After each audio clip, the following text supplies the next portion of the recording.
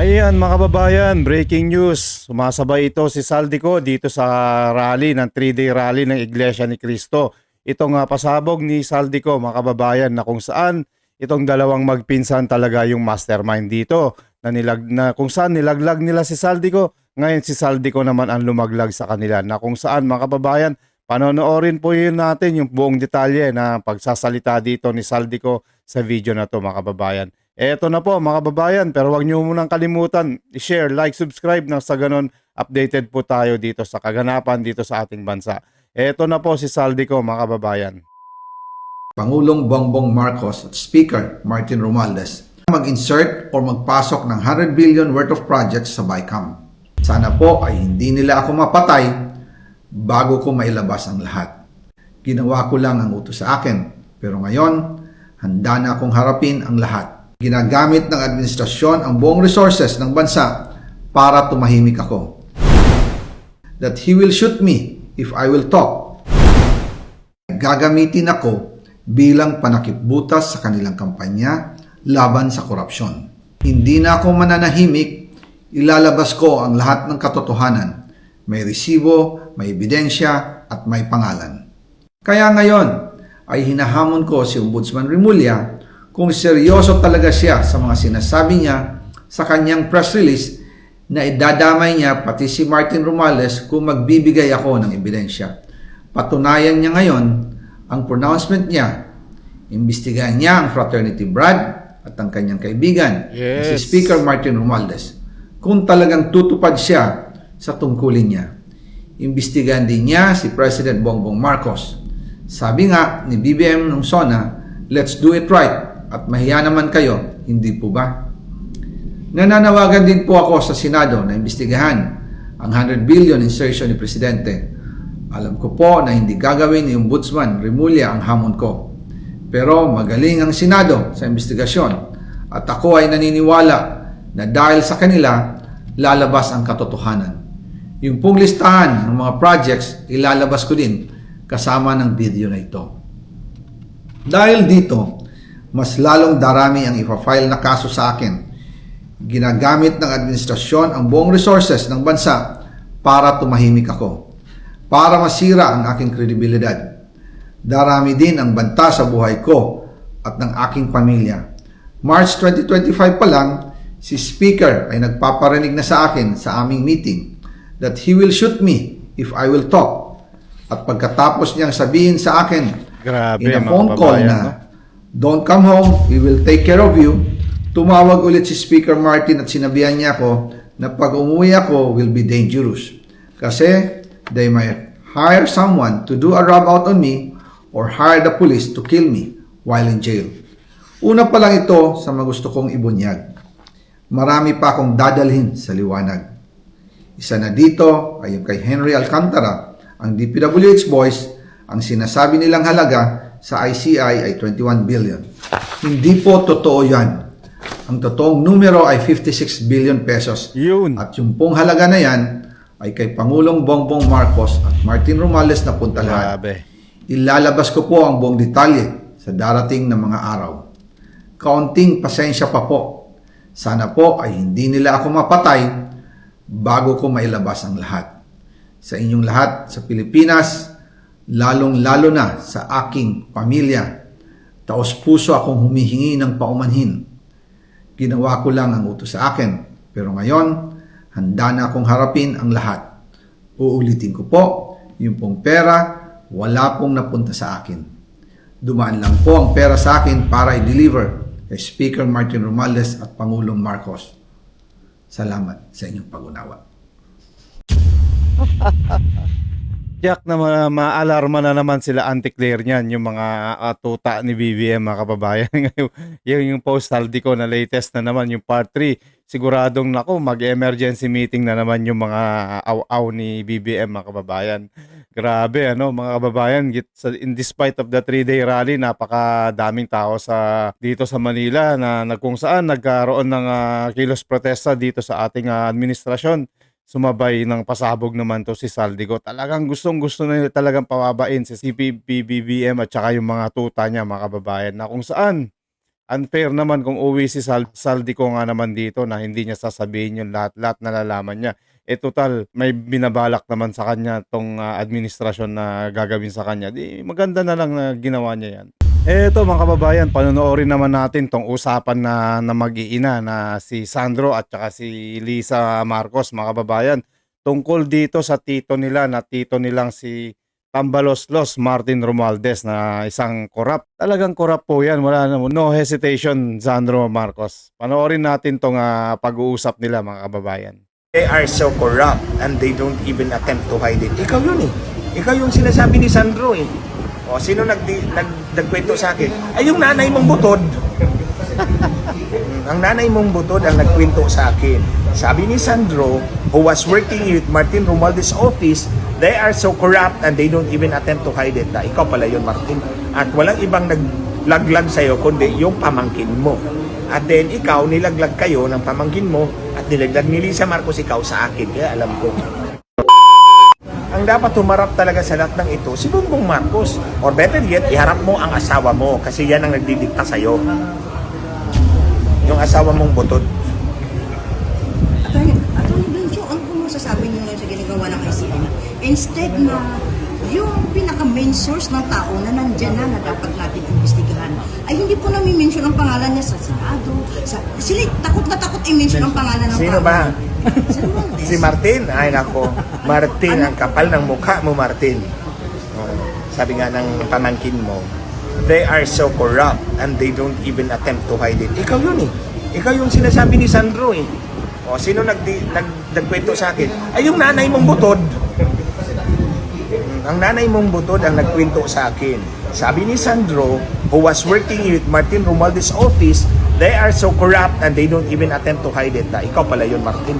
At walang ibang naglaglag sa'yo kundi yung pamangkin mo. Shout out, mga At then kababayan. ikaw, nilaglag kayo ng pamangkin mo at nilaglag ni Lisa Marcos ikaw sa akin. Kaya alam ko.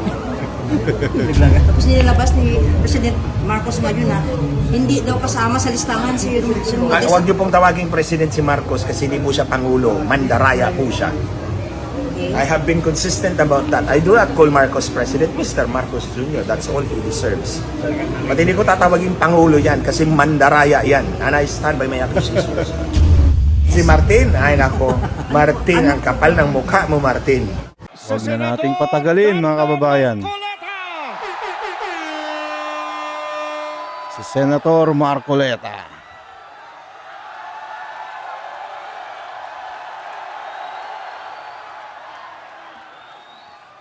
Ang isa sa mga senator na lumalaban sa ating demokrasya mga kababayan. Kaway-kaway. Seryoso ah. Magandang gabi po sa ating lahat, mga kapatid, mga kababayan. Okay pa po ba kayong lahat? Okay. Kayang-kaya pa po ba? Alam po ninyo, ang isang malayang pagpapahayag at maramihang pagtitipon kagaya ng ating ginagawa ngayong gabi ay kapwa karapatan na pinoproteksyonan ng ating saligang batas. Ang layunin ay naihayag na po ng nakaraang nakapagsalita sa atin. Tatlong bagay po ang ating hinahanap. Ang transparency, accountability, at justice. Yes. Transparency. Sa konteksto po ng ginagawa na pag-uusisa at pag-iimbestiga sa mga anomalyang paglalatag ng flood control project sa ating bansa, ito ay dapat lantad, bukas, katanggap-tanggap at makatotohanan.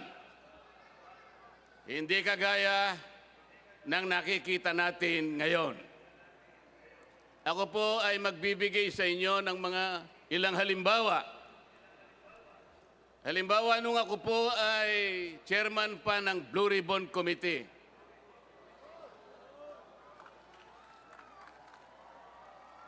Ipinasya ko po na gamitin natin yung batas na nauukol sa Witness Protection Program dahil po napakahirap talagang magturo, maglantad, tumukoy, lalong-lalo na yung mga mastermind ng kawalang hiyaang ito.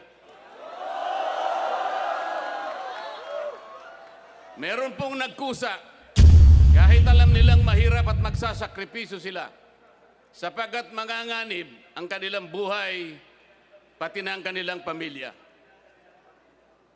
Ang tinutukoy ko po ay ang mag-asawang Diskaya. Para sa ganon ay makatulong sila sa Estado na hanapin natin kung sino yung utak, kung sino ang mastermind. Hindi pa po nakapagsisimula ang proseso, ay pinagsikapan na po na sila ay pigilan. Dahil sa umpisa pa lamang ng kanilang sworn statement, natukoy na nila initially 17 members of the House of Representatives.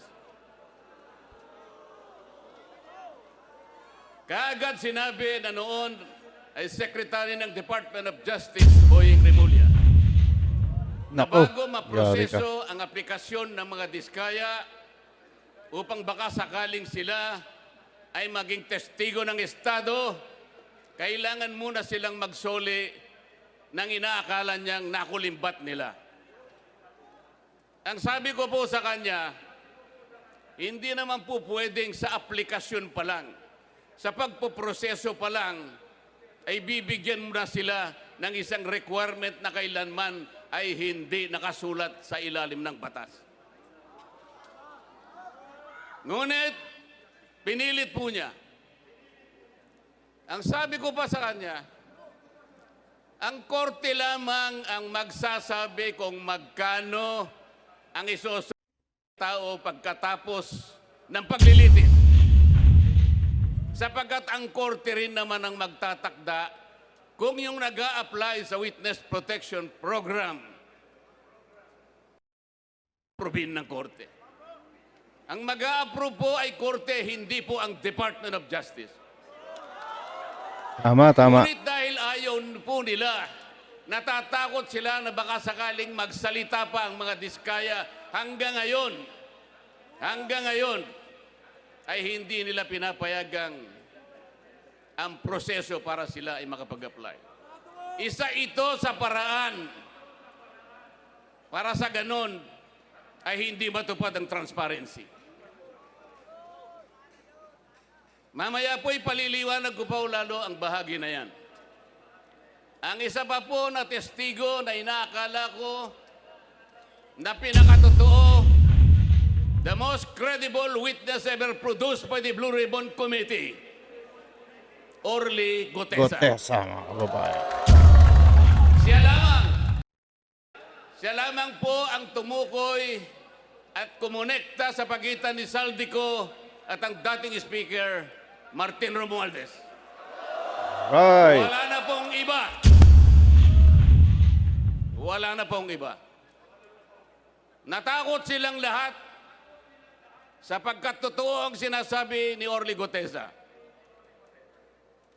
Ano po ang ginawa nila? Ang pinagtuunan po nila ay hindi umano na peking notaryo. Paano po mapepeke ang notaryo? Tayo pong lahat, saksi sa umiiral na mga pangyayari sa pagnonotaryo. Pumunta kayo sa malapit na City Hall, makikita nyo ang nakalinyang mga notary publics. Meron po bang nagpapanotaryo sa inyo na bago siya umalis, ay babalikan niya kung sino man yung notaryo at itatanong niya, Sir, Madam, pasensya na po, ngunit gusto ko lang matiyak kung kayo po talaga ang pumirma sa dokumentong ito. Meron po bang gumagawa noon? Yun po ang kanilang ginagamit na dahilan para ilihis. Para sa ganon makaiwas sa tunoy na tinutumbok ng kanyang mga testimonies. Ganito po ang ginagawa nila para sa ganun ay sagkaan ang transparency. Kaya nga po mga kababayan, nakakahiya tong BBM administration na punong-puno sila ng mga aso dito sa administration ni BBM. Na kung saan panay na lang pagsisinungaling yung ginagawa nila at pagtatakip dito sa kaso ng nila Romualdez mga kababayan. Itong mga insertions na to, yung mga bilyon-bilyon na nawala.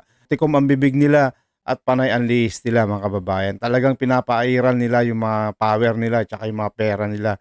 Binibigay nila dito sa mga politiko na mga nababayaran yung kanilang kaluluwa na kung saan pinagtatakpan sila mga kababayan. Tama po si Senator Marcoleta mga kababayan. Mamaya po ipaliliwanag ko pa ang pangyayaring ito. Pagkatapos ginawa po ang tinatawag na ICI. Ito po yung Independent Commission on Infrastructure. Tinatanong ko po paano naging independent ang ginawa nilang ito samantalang sila po ay humihingi ng tulong sa House of Representatives, humihingi ng impormasyon sa Senado, humihingi ng impormasyon sa Sandigang Bayan, sa mga korte at sa lahat ng mga opisina ng ating pamahalaan. Hindi siya independent. At hindi pinakikita yung kanilang proceedings. Walang ngipin, walang pangil. Mga ilang linggo nang nakararaan, nag-submit ng affidavit ang dating Speaker ng House of Representatives. Meron po bang nakaalam sa inyo ng pangyayaring ito? Iniulat ba nila sa atin kung anong nilalaman ng affidavit ni Martin Romualdez? Wala. Wala po. Hindi Bias, po. bias. Talagang gusto tayo ay hindi natin makita ang katotohanan. Ililihis, isisinsay ang katotohanan. Papayag po ba kayo sa ganitong patakaran? Hindi. Resign Mga na. kababayan, ang sinusuri, ang iniimbestiga na bilang ng mga flood control projects ay hindi bababa sa 9,000. Sa ngayon po, ang sabi po nila ay nakapagpalitaw na sila ng 500 ghost projects. Hindi ko po alam kung paano nangyari ito. Ang Department of Public Works and Highways gumagamit ng sari-saring applications. Meron silang tinatawag na IMS, merong PCMA, merong MYPS, merong Survey 123. Ang lahat po ng aplikasyon na ito ay di umano'y ginagamit para matukoy ng ganap kung nasaan ang flood control projects. Pero ang totoo po, wala naman pala silang ginagamit mga satellite. Yung sinasabi nilang real-time geotag na project ay marami po ang sablay. Kaya hindi po talaga natin kailanman madidetermina ilan ang ghost flood control projects. Na iluto para sa inyo ay paksiw. Paksiw na bangus halimbawa. Pagkatapos na maibigay nyo sa kanya ang inyong kagustuhan, bigla niya kayong binulungan. Sir, Madam, bago ko po iluto ang inyong hiniling na paksiw, ay kinakailangang pumayag kayo na yun ay lalagyan ko ng toyo. Papayag ba kayo? Ang hiniling ninyo paksiw eh. Ang gusto ng Prosecutor General, kahit wala sa batas, ilalagay niya bilang isang requirement para lamang Tama ka, Senator hindi Marcoleta. mag-qualify yung tao na gustong tulungan ng gobyerno para usigin kung sino yung nagkasala. Yun po ba'y transparent? Hindi. Ang Transparent loloko. po ba yun? Ang loloko.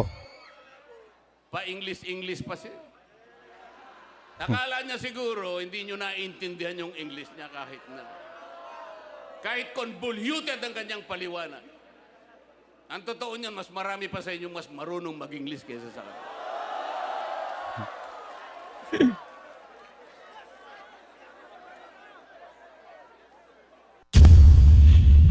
Lumabas ang video ni Saldico.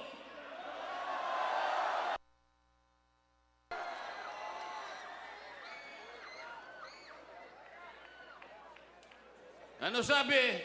Ano sabi nila? AI yan.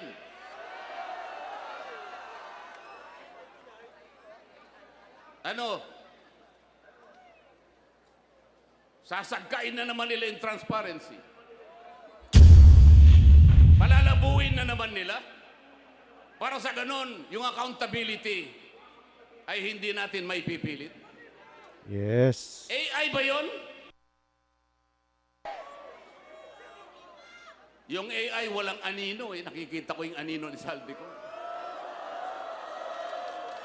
Ayaw lang nilang pauwiin si Saldico dahil talagang totoo yung sinasabi ni Saldico, mga kababayan. Ngayong kahapon,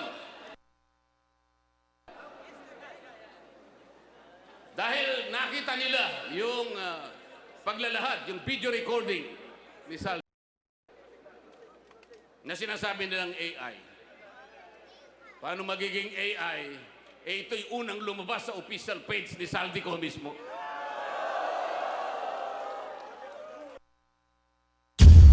Nagpalabas ng statement ang ombudsman. Ano sabi nila? Kahapon lang ito. O para bago namin tanggapin yan. Kinakailangan na umuwi ka rito at paberipika mo yan. Siguro panutaryo mo yan. Gawin mong opisyal yan.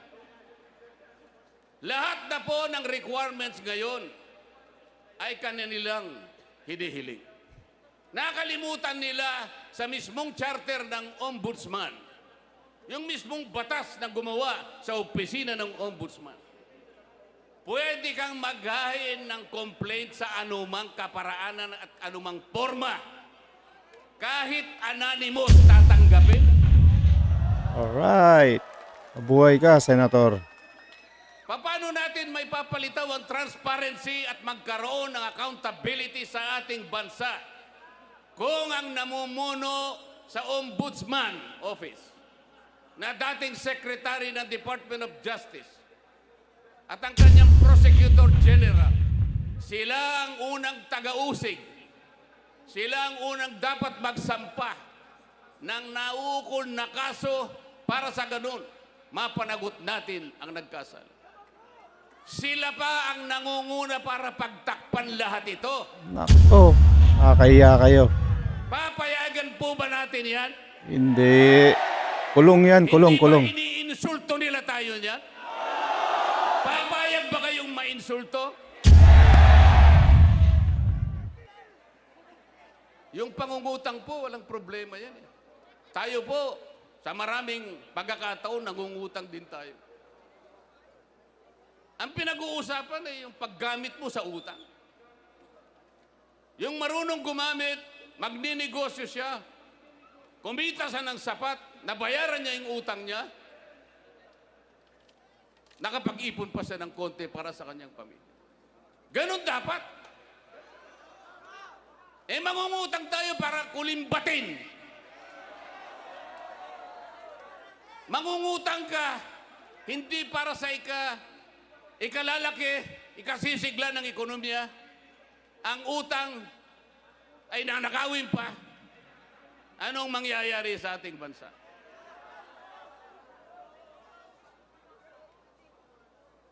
Mga kababayan, naalala ko po si Isaac sa panahon ng bayang Israel. Noong panahon ni Isaac, ang daming nainggit sa kanya. Gumagawa siya ng mga balon. Naguhukay ng mga balon. Yung mga kalaban niya, mga Pilisteo, inggit na inggit sa kanya sapagkat nakatutulong siya sa mga komunidad. Lahat ng mga balon na kanyang hinuhukay, tinatapunan nila ng dumi. Pero hindi nabagabag si Isaac. Hindi siya tumigil. Alam niya ang kanyang misyon. alam niya ang kanyang pupuntahan. Marami sa atin ang kagaya ni Isaac, mga kababayan. Si Isaac hindi niya pinatos ang mga duming ipinupukol sa kanya. Tama, tama. Ang mga duming itinatapon sa mga balon na kanyang ginagawa. Resign na, Ayaw resign. niya nang pansinin. Katulad kanina na sinabi ng isang nagsalita sa ating harapan. Pati pala itong ginagawa natin na isang karapatan ng bawat Pilipino sapagkat ang ating kagustuhang hilingin sa ating pamahalaan na iwasto at bigyan ng lunas ang ating karangingan sapagkat nakita natin ang epekto ng malawakang pagbaha. Ito po ay protektado ng saligang batas.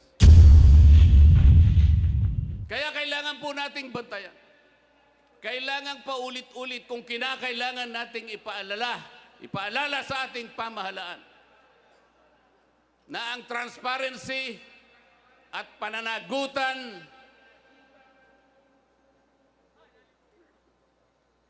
ay ito lamang ang tanging dahilan para tayo'y magkamit ng katarungan.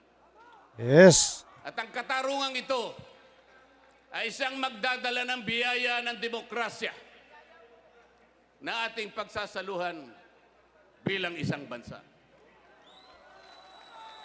Salamat po sa inyong pagkakaisa.